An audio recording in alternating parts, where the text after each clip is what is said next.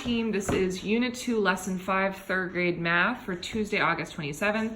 You're changing your standards today. You're actually going after area. So standard 3.md.5, recognizing area as an attribute of plane figures and understanding the concepts of area measurement. This has to do with the standard square units, and this is area as a plane figure that can be covered without gaps or overlaps. This will be important today because they're actually using physical tools. And then 3.md.6, measure areas by counting units squared. And so this again is building off of that area understanding. Today they're going to measure and compare the areas of shapes using standard and non-standard units, so like triangles, trapezoids, etc., and accounting for gaps and overlaps, especially because they're working with physical things. What do they need to get better at today? They need to recognize what area is and understand that finding area means no gaps or overlaps at all.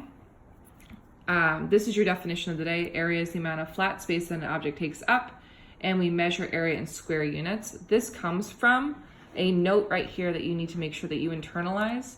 During the discussion, you have to stamp that we measure area in square units. That builds all through 3rd grade into 4th grade and on. And so if you do not take the time in the discussion today to stamp that, you will have a gap for tomorrow.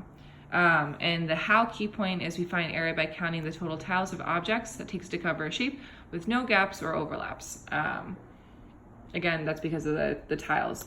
Here's your CFS, no gaps, overlaps, squares labeled, clear explanation, and sometimes it won't be squares labeled, so objects or tiling, whatever. And area is amount of space inside of a shape. When I find the area of a shape, I can cover the area of a shape without gaps or overlaps and then count the square tiles. Again, you're using triangles and trapezoids at the beginning, so getting to that square tiles comes in the discussion. Missing components in this explanation, they need to actually explain, like, both rectangles have the same area. I know object A has blank, object B has blank, therefore both are the same. They both have the same amount of square units or square tiles. This is not great, but what is awesome is that this is a physical tool that they're layering on top to show that understanding. That'll come from kids using the pattern blocks, which they need access to through the entire lesson today. They need triangles, trapezoids, hexagons, whatever. And I actually think that you should put these two together here and then the key understandings underneath so kids can see how it's built. It's weirdly broken up here. Please make sure you read through this, how kids get to no gaps or overlaps and getting to the idea of what area is.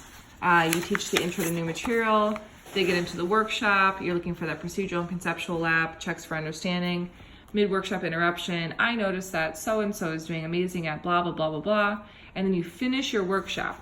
This is a gap in our instruction at Providence. After the workshop is over, before they go into the independent practice, you have to do this discussion. And so this is when you're actually popping a problem up and how can we use our work today to find the area in the rectangle below. Let's take a look at the problem below. How can we find the area of the shape below? It already has squares in it, so we could just count the total squares up. Great, what's the area? 12 squares. And you're stamping. For most of 3rd grade, we'll be finding the area of a shape using squares. When we measure the area of a shape using squares, we have to make sure that we label it correctly. From now, instead of squares, we'll say 12 square units. And that's the reveal on the visual anchor. At the bottom, where it says we measure the area in square units, that has to come from there. Then you go into that 15 to 20 minute independent practice. Please make sure you're using your FOI. And your exit ticket should be at max 5 minutes because it is very simple. Here, let kids get started on it. Say, Chuck thinks blank, Denise thinks blank. Give them objects. I worked with only triangles. They're either going to be able to work with triangles or trapezoids. Triangles will be easier for them. Give them the triangles, get them to the place where they say they're both the same because they have the same amount. And then this is where you land the plane on area in this problem. Workshop again.